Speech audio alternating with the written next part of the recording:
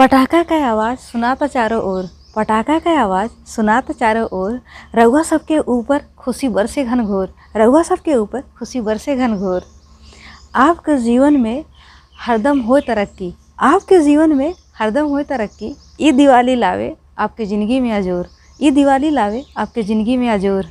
सब केहू खरीदता पटाखा और मिठाई, सब केहू खरीदत बा पटाखा और मिठाई। दिवाली के रउआ सबके बहुत बहुत बधाई, दिवाली के रउआ सबके बहुत बहुत बधाई। घर आंगन में लगल बा तोहफन का अंबार, घर आंगन में लगल बा तोहफन का अंबार। आइल बा दिवाली लइके खुशी हजार, आइल बा दिवाली लइके खुशी हजार। पटाखा जला के मिठाई खा के, पटाखा जला के मिठाई खा के दिवाली के खुशी मनावत पूरा जिला जवार, दिवाली के खुशी मनावत बा पूरा जिला जवार।